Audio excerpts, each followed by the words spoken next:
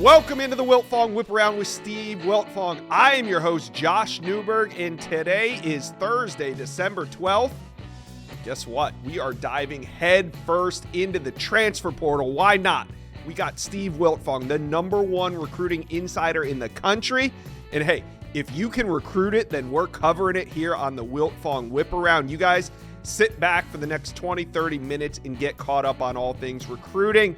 But first, do me a favor, guys. Smash that subscribe button. If you watched one of our shows in the 2025 cycle, then jump on board and hit subscribe because we're covering the transfer portal. Then we're jumping right into 2026. All right, let's bring in the great Steve Wiltfong. And Steve, we're going to start with Colorado because there is a big recruiting weekend lined up in Boulder. Coach Prime bringing in some big-time targets. What can we expect this weekend at Colorado? Well, here in Colorado, we'll have about 6 visitors on campus this weekend. The Buffaloes finished with On3's #2 ranked class out of the transfer portal last cycle. They're going to look for some more magic out of the portal this cycle as well, and they got some of their most coveted guys coming out this weekend, and they're hoping that some of them are getting on campus right about the time Travis Hunter's hoisting that Heisman Trophy. So there'll be a lot of excitement around that program this weekend as Travis Hunter goes into the Heisman ceremony as the favorite to bring that honor home. Zach Atkins is a tight end from Northwestern Missouri State that this Colorado staff is very high on. He's 6'7". He's very traitsy, can do a lot of things and be versatile. He's someone that Colorado would certainly love to add. One of the most important prospects on campus this weekend, Josh, is Louisiana Monroe center Carter Miller, someone that can just solidify you at the line of scrimmage. They're going to have some turnover at Colorado this year at quarterback and at key places on the offensive line. He is as big a priority for Colorado as anyone in the transfer portal. A couple from Alabama expected out this weekend: receiver, tight end type Caleb Odom, and defensive tackle Jaheim Otis. Jaheim Otis is already trending to Colorado on the On3 RPM as our colleague Pete Nakos has predicted him to land in Boulder. Caleb Odom was one of the best high school football players in the country his senior year out of Carrollton, the top target for Colorado's quarterback commit Julian Lewis. He played a little bit this year for Alabama, but looking for greener pastures, a guy that has a chance to be a dynamic big play receiver in Colorado's offense.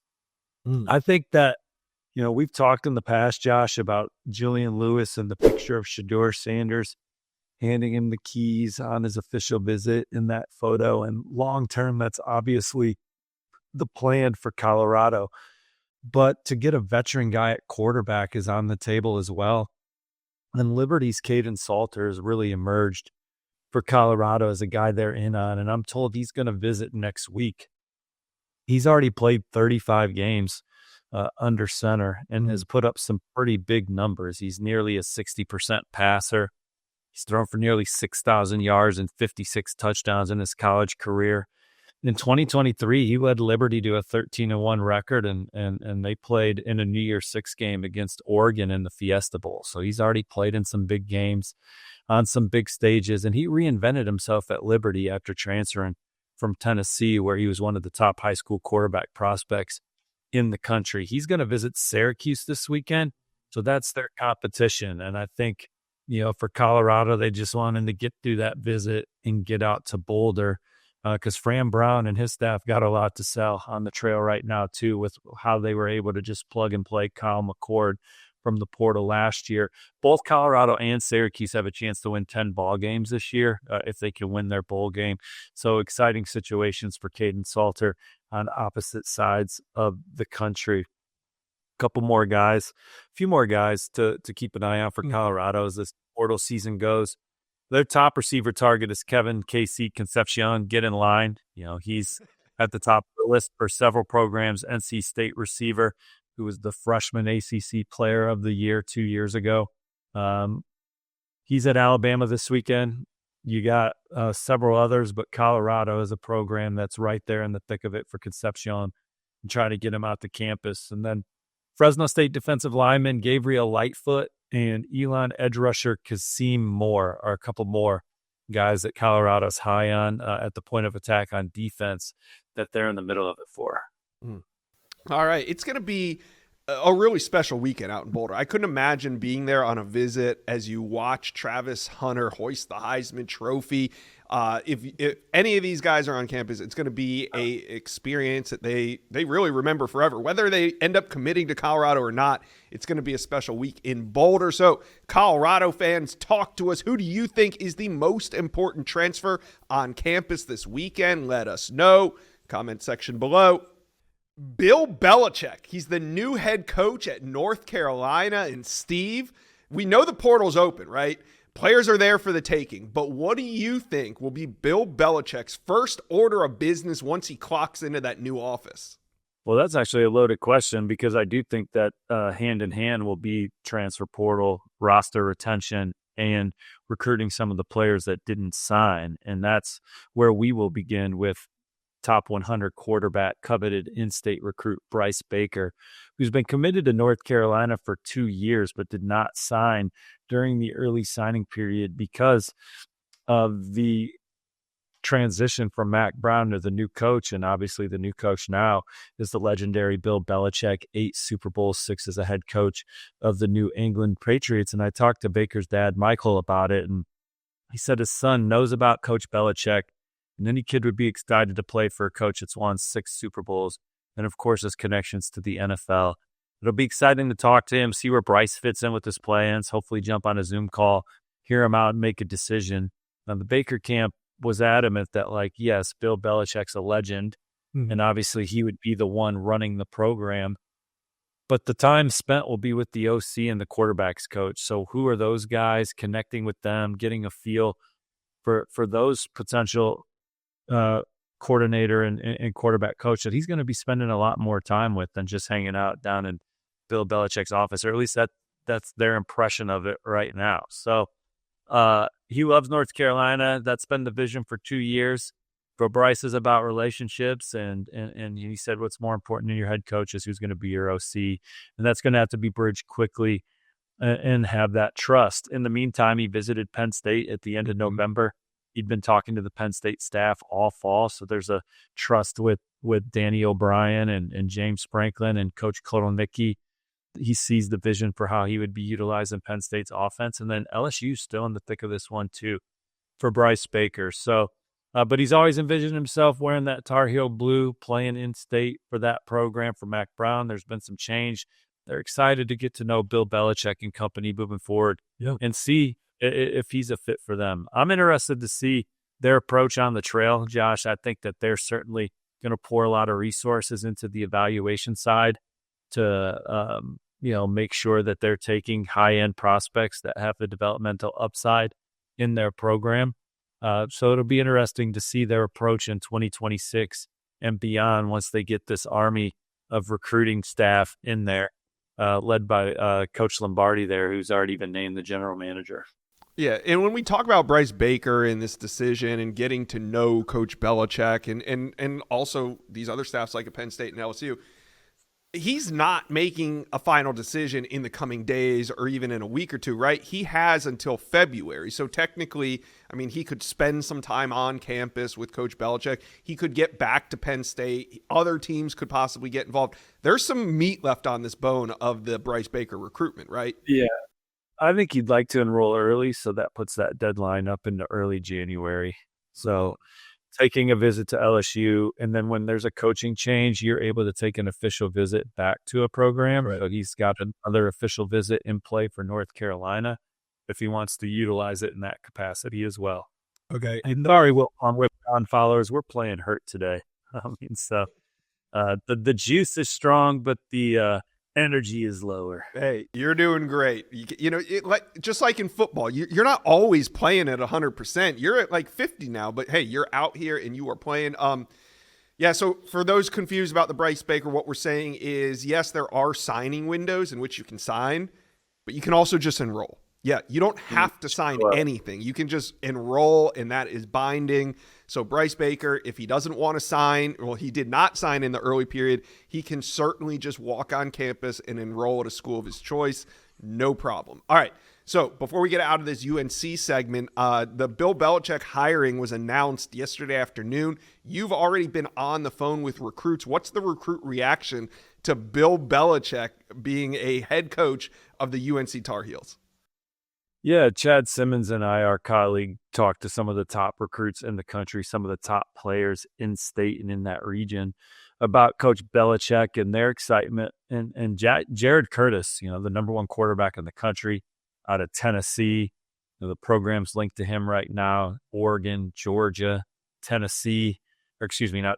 Oregon, Georgia, South Carolina, Ohio State, Ole Miss, you name it. They're all coming after him. Yeah, Ole Miss in there for Jared Curtis. But I talked to Jared Curtis yesterday, arguably the greatest coach of all time. Definitely want to get up there and meet him. I think that they're going to be able to attract the best in the country to come see what Chapel Hill is all about with Bill Belichick in that corner office. Jackson Cantwell, the number one offensive tackle, the number one player in the On3 industry rankings, told Chad Simmons that is a blockbuster hire if I've ever seen one. But from top 100 offensive lineman Darius Gray to in-state 4-star offensive lineman Leo Delaney. I mean, there's just a lot of buzz about Coach Belichick, and these young men are excited to get up there and meet him in person and see what changes are going to be happening around this program. Hey, college football, not just UNC fans, but college football fans, talk to us. What do you make of the Bill Belichick hiring? Do you think it's going to be a success? Let us know. Comment section below. Auburn transfer portal QB recruiting is heating up. We knew the Tigers were going to take a big swing at some big names, so let's get into it. And we'll start with two that have been trending. A lot of chatter in the middle of this week with Malik Murphy and Jackson Arnold. Steve, what's the latest between these two? Well, Auburn's at the forefront of both of those young men's transfer portal processes. Malik Murphy got on the planes on Wednesday night. Jackson Arnold expected there on Thursday. And I think it's obvious that Auburn is one of the programs that's invested the most in landing a transfer portal quarterback. I think that they're going to put a lot of bandwidth, infrastructure, and resources into landing one of these quarterbacks. And working these stories with Pete Nakos and I, there has been some positive buzz regarding Auburn and Jackson Arnold, but let's not sleep on Malik Murphy and Auburn as well. They are definitely one of his favorite programs as well coming into this visit. And I think Auburn, talking to Coach Hugh Freeze when I visited the Plains during the fall, listening to him throughout the season and press conferences, quarterback is at the forefront of his mind and his crosshairs. Two of the best in the portal on campus back-to-back days. And Auburn's going to do what they got to do to try and land one of these talented signal callers. Now, it's interesting because there's a lot of buzz. Obviously, quarterbacks are expensive, Josh. Yeah. There was a lot of buzz right when the portal opened. On Monday, I know Monday to Wednesday feels like 3 weeks, but on Monday, Stanford quarterback transfer Ashton Daniels was trending to Auburn. There were some picks rolling in for him to end up there, but obviously there's a couple developments that have happened. What do you think's going on now with Ashton Daniels in Auburn? Is that still a thing? Yeah, I think so. With all the fluidity with Auburn's depth chart, right, with Peyton Thorne exhausting his eligibility, Hank Brown going into the portal. Yes, you have Deuce Knight coming in, a 5-star true freshman, but you need depth, competitive depth in that room to play the type of caliber schedule in the league that Auburn's in. Ashton Daniels is a veteran. He's from the state of Georgia. He won 3 state championships at Buford High School. And I'm under the impression that he's just trying to get back closer to home and is not afraid to go into Auburn and compete with a more high-profile name, perhaps, in the fall. So, yes, we like where Auburn stands there. Is he a lock? We'll see what continues to happen. Obviously, Malik Murphy and Jackson Arnold are at the forefront, but Auburn would like to take 2 quarterbacks out of the portal. Yeah, it'll be real interesting to see kind of how this game of musical chairs at the Auburn quarterback position ultimately plays out. But I think this week is very telling with these guys coming in for visits. All right. Quarterback, not the only big swing that Auburn's taking. They are also heavily involved with the number 1 ranked option in the portal. That's wide receiver Eric Singleton Jr. from Georgia Tech. Highly coveted. What's the latest on his recruitment? Well, if you go to on3.com right now, Josh, you'll see Pete Nakos' article with the best guess for some of the top players in the portal, and he has Auburn right now is the program he would give the edge to. Now you have Ole Miss and several others that are going to try and provide some competition here for Singleton, but this is a guy that's caught over 100 passes already in his college career, close to 1,500 yards receiving, 9 touchdowns, coming off a good sophomore season as well for Georgia Tech as they had a very exciting campaign. Auburn's got a lot of talented young pass catchers in their room, so there is a standard. If you want to come play receiver for Auburn right now, you have to be really good. No one better in the portal than Eric Singleton Jr. They're in the thick of it for this one, coming off a visit this week. Getting him on campus around these quarterbacks that he could potentially play with out of the portal. Also a nice little maneuver for Coach Freeze and company. I do like that little relationship building out on the plains. Auburn fans, talk to Steve and I right now. Who is your number one target at quarterback? Let us know. Comment section below. Let's talk a little LSU recruiting, and of course, we're going straight to the transfer portal, and it's been busy for the Tigers. In this video, we're going to focus on DB and wide receiver, 2 major positions of need for LSU, and one of the names that's been buzzing all around the country is the number 1 safety in the portal, Dylan Thieneman. We know Oregon's heavily involved here, Ohio State as well. Is LSU getting in on this one, Steve? They're trying to. The National Defensive Freshman of the Year 2 years ago after 6 interceptions in his first season at Purdue. Had another solid year for Purdue this year under the circumstances of their tough campaign. But this is a kid that's a plus athlete that flies to the football, that's also a 4.0 student in the classroom on the college level. So he has all the tangibles and intangibles desired. Oregon and Ohio State look like the front runners right now. Certainly Coach Odom and that new staff will do what they can to keep Dylan Thieneman on campus. He's got a lot of Purdue ties in his family and a lot of love for the Boilers. He could have went in the portal last year, but opted to stay at Purdue. Going to visit Oregon and Ohio State soon, having dialogue with LSU. So the Tigers are one of the few schools that are in the mix after the Ducks and Buckeyes. All right, another DB that it looks like LSU is trending for is UF transfer Jakeem Jackson, and I think I understand why. Explain this one. Yeah, Jakeem Jackson, former Florida cornerback, visiting LSU as we speak this Thursday morning. Strong rapport with Corey Raymond. That was his position coach at Florida. Seamless transition potentially at LSU. Shea Dixon from the Bengal Tiger, Pete Nicholas and I all collabing on a prediction of Jakeem Jackson to LSU, so we love where the Tigers stand. All right, now we said we were going to cover the offensive side of the ball as well, so let's get into it with a former 5-star. What's going on with Micah Hudson? I know there's been some A&M smoke, but is LSU involved here? Yeah, they absolutely are. He was at A&M earlier this week, and a lot of buzz that says Texas A&M took control of that recruitment, but he's maintaining dialogue with some other programs.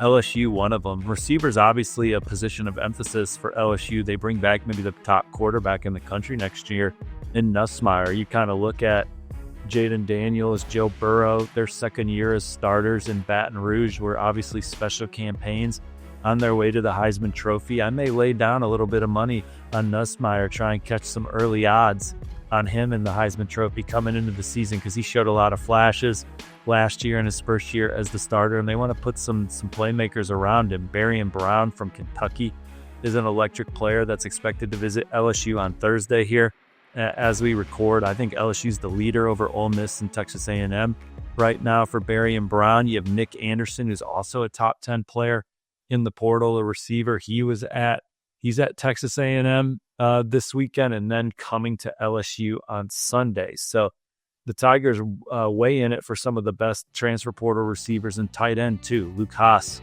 is the Arkansas tight end transfer who started his week at LSU, hitting Alabama, then going to Ole Miss. Talked to some people that think that LSU's in an intriguing spot for Luke Haas.